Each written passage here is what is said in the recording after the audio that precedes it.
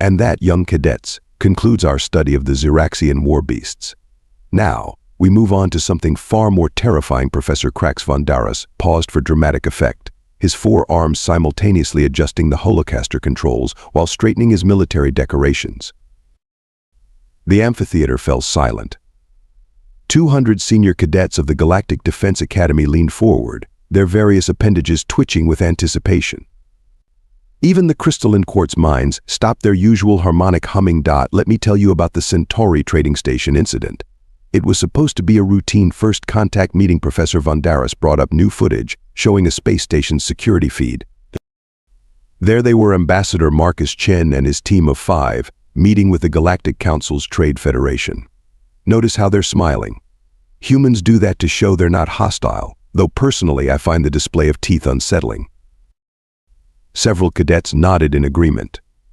The footage showed the human delegation chatting amicably with various alien representatives around a large conference table. Now watch carefully. This is where everything changes. Vondaris slowed the playback. The security feed suddenly filled with plasma fire as 15 Cranaxian pirates stormed the conference room. The aliens around the table immediately dove for cover, following standard survival protocols. But the humans, they did something else entirely. Observe Ambassador Chen's reaction. Vondaris froze the frame. See that expression? Humans call it a smirk. It's the last thing those pirates ever saw. The footage resumed.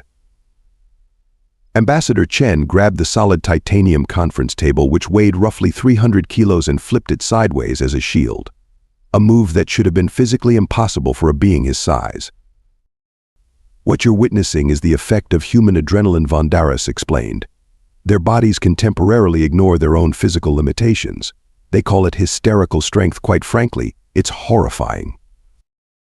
The security feed showed what happened next.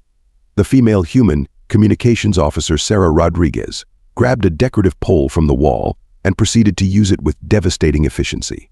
Notice her form, Vondaris pointed. Humans call this staff. Fighting, they turned ceremonial objects into weapons before most species discovered tool use. The youngest human, Technical Advisor James Parker, had somehow reached the environmental controls. Within seconds, he'd reprogrammed the gravity settings, creating zones of 0G and crushing 5G that the humans navigated with disturbing ease. They trained for this, Vondaris explained, his voice filled with disbelief.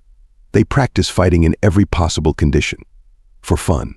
They call it sports. The footage showed Security Chief Alexandra Nova, a deceptively small human female, systematically disarming and disabling pirates twice her size. Her movements were precise, almost beautiful in their brutality. The pirates made 3 critical mistakes, Vondaris continued. First, they assumed numerical superiority meant tactical advantage. Second, they thought removing weapons from the humans would make them defenseless. And third, most fatal of all, they threatened the station's civilian population. The feed showed the remaining 2 humans, cultural attaché Michael Torres and medical officer Rachel Blackwood, coordinating an evacuation while simultaneously using chairs, table legs, and even their own formal wear as improvised weapons. In exactly 3 minutes and 42 seconds, 5 humans with no weapons subdued 15 armed pirates, prevented a station-wide catastrophe, and saved 27 civilian lives. Vondaris paused the footage. The Trade Federation representatives were still hiding under their desks. Cadet Nexus 7 raised a claw. But Professor, surely this was a specialized combat team disguised as diplomats. Vondaris let out a harsh laugh. That's the best part. They weren't. Ambassador Chen was a career diplomat who practiced something called Aikido as a hobby. Officer Rodriguez was a linguistics expert who enjoyed pole dancing. Apparently some form of human recreational activity. Parker was a computer scientist who rock climbed for fun. Chief Nova had basic military training, yes. But her main combat experience came from something called competitive gymnastics, and Dr. Blackwood, she was simply a medical professional who played something called rugby on weekends. The professor's bioluminescent patches pulsed with excitement. Don't you see? These weren't their warriors. These were their bureaucrats, their pencil pushers, their ordinary citizens. He let that sink in before delivering the coup de grace. And here's the truly terrifying part. After subduing the pirates, treating the wounded, and helping repair the station, the humans submitted a formal apology to the Trade Federation. They were sorry for, and I quote, causing a scene they were worried they'd made a bad first impression. The amphitheater was dead silent. That, cadets, was the day the Galactic Council realized that every human, every single one, is potentially a walking weapon. They don't even have to try. They just are. Computer, display species file THX 1138. The massive screen behind him flickered to life, showing a bipedal creature with pitifully minimal natural defenses. No claws, no armor, not even a proper set of fangs. Several cadets laughed. Cadet Nexus 7, a proud Martillion with foot-long retractable claws, spoke up. "Professor, there must be some mistake. That's just a squishy bipedal. Where are its natural weapons?" Professor Vandaras clicked his mandibles, a gesture that immediately silenced the room. His bioluminescent patches pulsed with a deep crimson, the color of deadly seriousness. That, dear cadets, is precisely why they're so dangerous. This, he gestured with his upper right arm, is a human. The word hung in the air like a toxic gas cloud. Even the most battle-hardened veterans among the teaching staff, watching from their observation pods, shifted uncomfortably. "But they look so fragile," whispered Cadet Luna Rex, her scales reflecting the ambient light. "Ah yes," Vandaras's voice took on an almost manic tone. "That's what the Drachnid Empire thought too. Would anyone care to tell me where the mighty Drachnid Empire is now?" Silence. Exactly. Gone. Reduced to a cautionary footnote in our history texts. And do you know what's even more terrifying? The humans didn't even consider it a major conflict. They classified it as a, quote, minor border skirmish. Vandaras began pacing, his footsteps echoing through the suddenly very attentive hall. "Today's lecture will be different from any other you've received. We're not discussing tactical advantages or analyzing battle formations. No, today we're studying why the Galactic Council has classified humanity as the only species with a XXX danger rating." He stopped pacing and faced his students, all four eyes narrowing. "By the end of this session, you'll understand why every spacefaring civilization has one standing order regarding humans: do not provoke them." A holographic display sprang to life, showing various human historical footage. These creatures, Vandaras continued, his voice dropping to a near whisper, evolved on a death world so hostile that their scientists named their evolutionary process survival of the fittest, where most species evolved to fill a niche, humans evolved to dominate every single one. The professor's bioluminescence shifted to a deep purple, the color of fascinated horror. But that's not even the scariest part. The scariest part is, they're nice about it. Until they're not. Professor Vandaras switched the display to a series of human historical records. After the Centauri incident, the Council authorized the first comprehensive study of human military history. What we discovered kept our top analysts awake for months.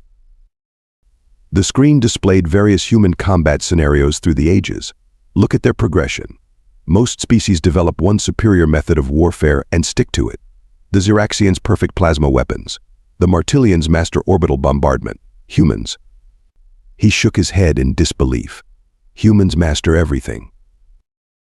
The footage showed human warriors through time, ancient armies with spears, horseback fighters with bows, soldiers with projectile weapons, modern troops with energy rifles. They never abandoned any combat form. They just kept adding new ones. A human warrior today can use a plasma rifle, a chemical projectile weapon, a bow and arrow, or their bare hands, all with equal proficiency. Cadet Luna Rex raised her tail. "But Professor, surely they're physical limitations." "Physical limitations," Vandaras barked out a laugh. "Let me tell you about human physical limitations. Computer, display the mountain warfare footage."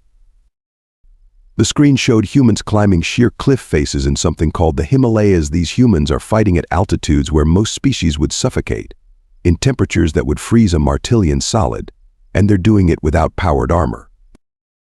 He switched to desert combat footage. Here they are again, fighting in temperatures that would cook a Xeraxian's brain. Next, underwater operations. Arctic warfare, zero-gravity combat. There is no environment humans haven't adapted to fight in. The professor's color shifted to deep blue, the shade of academic fascination. But their most terrifying trait? Pain tolerance. Computer, display the Bennett incident.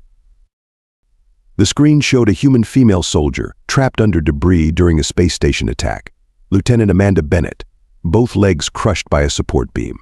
Third-degree plasma burns across 40% of her body. By all medical logic, she should have been in shock, completely incapacitated. The footage continued. Instead, she dragged herself 2 kilometers through maintenance tunnels, manually overrode 3 security doors, reached the reactor core, and prevented a meltdown that would have killed everyone on the station. When asked later how she managed it, she said, and I quote, "The job wasn't finished." Vondaris gestured to a different display. We studied their pain response after that. Humans don't just tolerate pain, they can ignore it completely if properly motivated.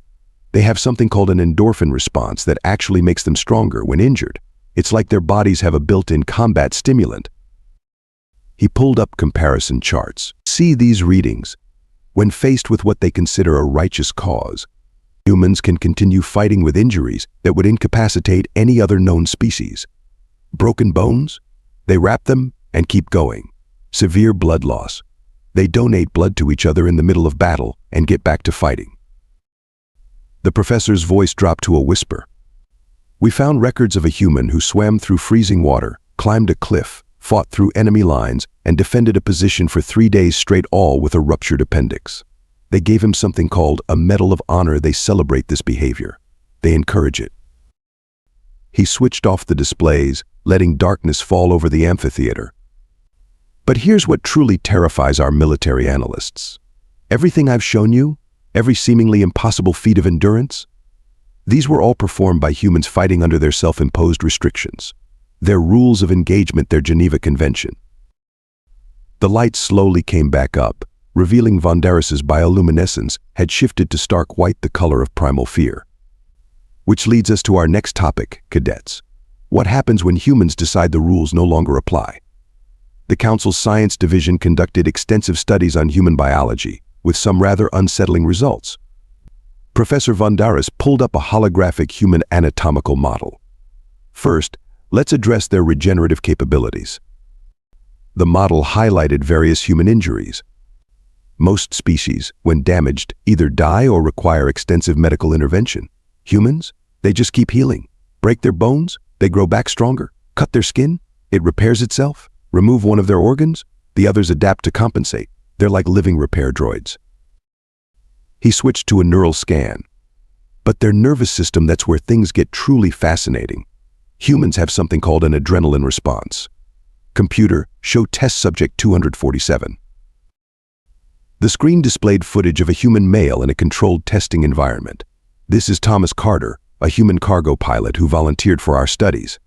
Notice his baseline readings completely average. Now watch what happens when we simulate a threat. The footage showed Carter suddenly lifting a 400-kilo weight off a trapped test dummy.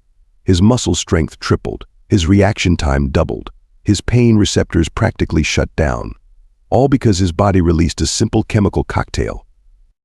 Several cadets chittered nervously.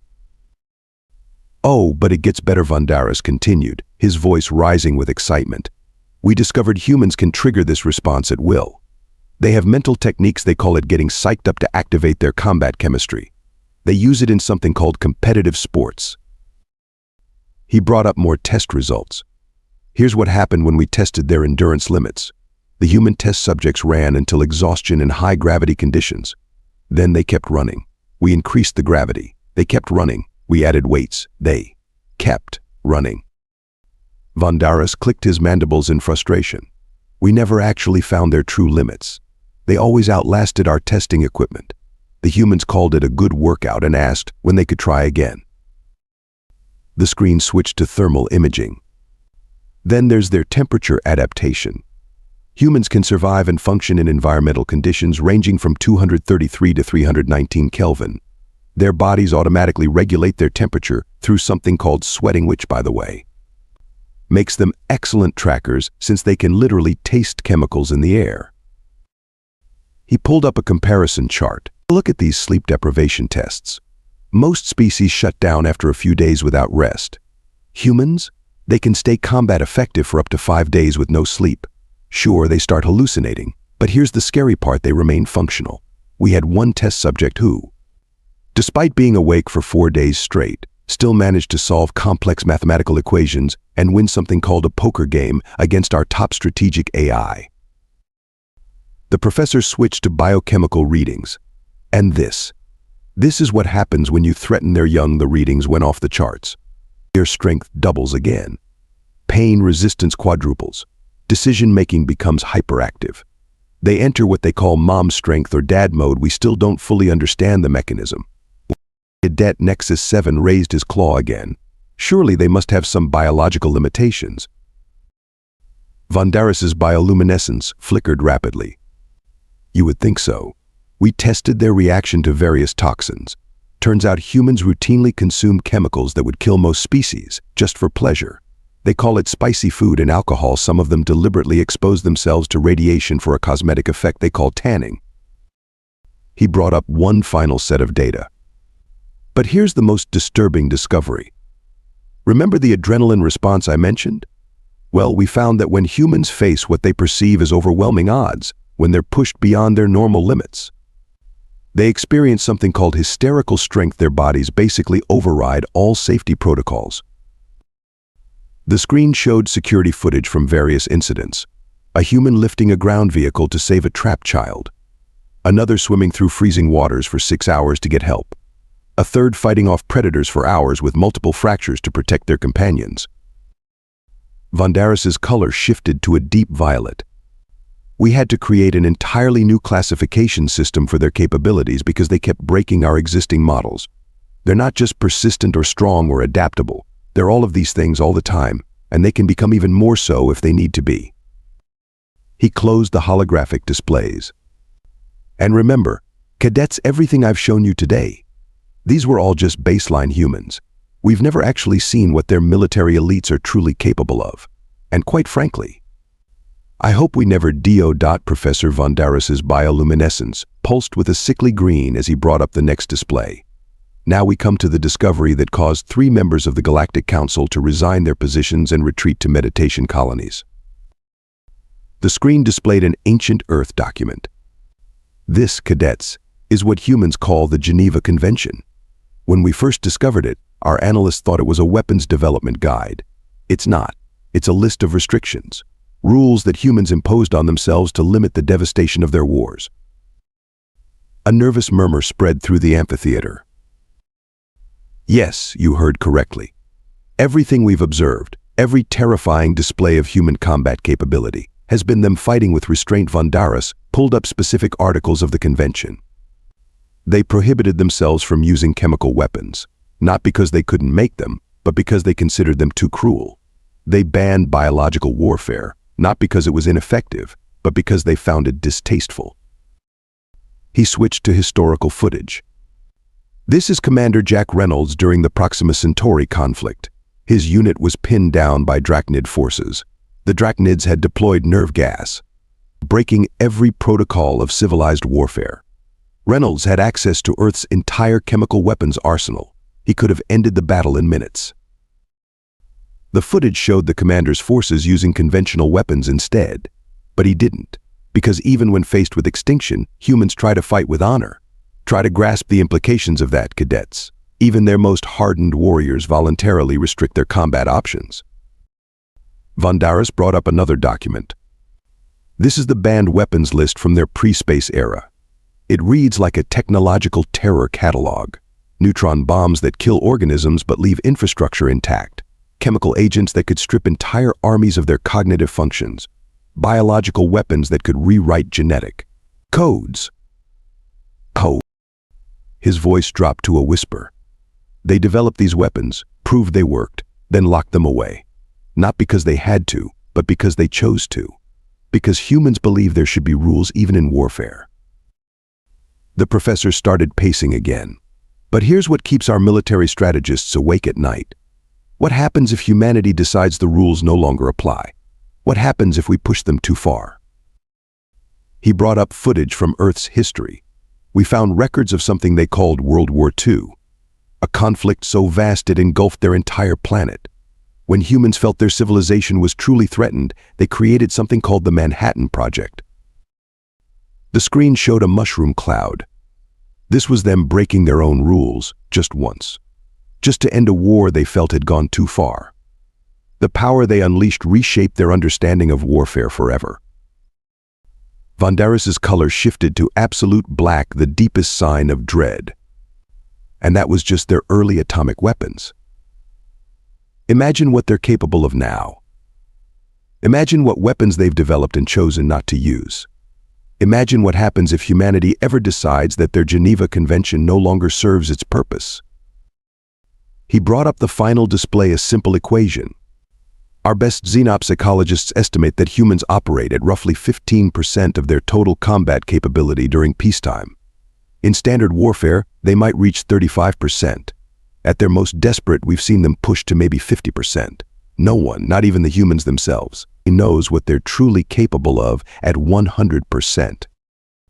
The professor closed all displays, letting darkness fall over the amphitheater. This is why the Council maintains its primary directive regarding humanity: never push them past their self-imposed limits. Never make them feel that they have no choice. Never, ever make them abandon their rules. His bioluminescence gave one final pulse. Because the only thing more terrifying than human warfare is human warfare without restrictions. The Galactic Council's response to these findings was unprecedented, Vandaris announced, bringing up footage of an emergency session. For the first time in its 40,000-year history, the Council voted unanimously on a military directive. The screen showed hundreds of alien representatives, each species different from the last, all raising their appendages in agreement. The Collective Defense Protocol 47B, better known as the Don't Poke the Humans Directive. Several cadets laughed nervously at the name. You laugh, but this protocol fundamentally changed galactic military doctrine. Vandaris highlighted key points from the document. First, humanity was classified as a protected species not for their safety, but for ours. Any aggressive action against human settlements became punishable by immediate military intervention from all Council races. He switched to training footage. Every military force in known space had to implement new first contact protocols. Look at these commands if you encounter humans. Maintain non-threatening postures if humans appear agitated. Slowly back away if humans display their teeth in a smile. Remain calm. They consider this friendly. The professor brought up another document. The Council even created a new position: human interaction specialist. These brave individuals study human behavior patterns and advise military commanders on avoiding accidental provocations. Security footage appeared on screen. This is Commander Zax Blackstar of the Rigelian Defense Force. He encountered a human colony ship in disputed space. Previous doctrine would have demanded he assert territorial rights. The footage showed the commander instead opening communications, offering assistance, and even providing an escort to the nearest safe port. He received the Council's highest commendation for this response. In his citation, it reads, Commander Blackstar correctly identified that the cost of victory against even a single human colony ship would exceed any possible territorial gains. Vandaris switched to diplomatic records. The Council then took an extraordinary step. They gave humanity a seat on the Strategic Defense Committee not because we needed their military input, but because it was safer to have them planning with us than potentially planning against US. He highlighted trade agreements. Look at these concessions. Free passage through all Council space, priority docking rights, exclusive mining permits. One Council member called it the Please Stay Happy Protocol. The screen showed the final vote tallies. The motion to classify humanity as a protected species passed with 0 opposition. The Drachnid representative, whose species had actually fought humans, spoke for 6 hours about the importance of keeping humanity peaceful. Vandaris's bioluminescence shifted to a cautionary yellow. But the most significant response? The Council established the Human Monitoring Task Force. Their sole job is to watch human entertainment media. Confused murmurs filled the room. Yes, entertainment. Because humans constantly imagine new ways to fight in something called action movies, the task force watches these movies to identify and prepare countermeasures for combat techniques humans haven't even tried yet. He brought up one final document. And this is the classified addendum to the protection protocol. It contains just one line: under no circumstances should humanity be given reason to develop their full military potential. The professor's color returned to normal. The council's response might seem extreme, but consider this. We're not protecting humanity from the galaxy. We're protecting the galaxy from what humanity might become if we force them to abandon their self-imposed restrictions. Professor Vandaris straightened all four sleeves of his formal uniform. And so, graduating class, as you prepare to receive your commissions tomorrow, remember this lesson well. The most dangerous beings in the galaxy aren't the ones who look frightening. They're the ones who look harmless until they're not. He gestured to the final display, a simple image of a human child playing with a puzzle cube. They're the species that solves deadly physics equations for fun, that turns everything into a competition, that sees every limitation as a personal challenge. The lights in the amphitheater began to brighten for the first time in hours. Your certificates will bear the Council's highest clearance regarding human interaction protocols. Remember your training. Stay professional, stay courteous, and most importantly, stay non-threatening. Vandaris's bioluminescence shifted to ceremonial gold. Class dismiss. He stopped mid-word, his four eyes widening as the back doors of the amphitheater opened. Admiral Blake Morrison of the Human Diplomatic Corps walked in, accompanied by Captain Emily Chang and Lieutenant Commander Marcus Rivera. They were smiling, displaying their teeth in that distinctly human way. Magnificent lecture, Professor Vandaris. Admiral Morrison called out. Though you might want to update your data about our endurance limits. Those tests you mentioned, we were taking it easy because we didn't want to break your equipment. The cadets froze, suddenly realizing they'd been sharing classroom space with the very beings they'd spent hours learning to fear. Captain Chang grinned even wider.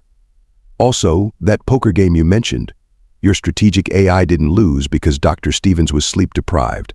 He lost because humans invented something called bluffing. Lieutenant Commander Rivera nodded. And those achievement tests you studied? Those were from our civilian training programs.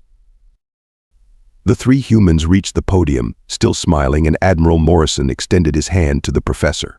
But overall, excellent presentation. Though you might want to mention that humans really prefer making friends to fighting. It's just, well, we like to be prepared. The last thing the graduating class saw before filing out was Professor Vandaris's bioluminescence cycling through every known color of terror, while the humans chatted amiably about something called space tennis and whether the cafeteria served decent coffee. No one slept well that night.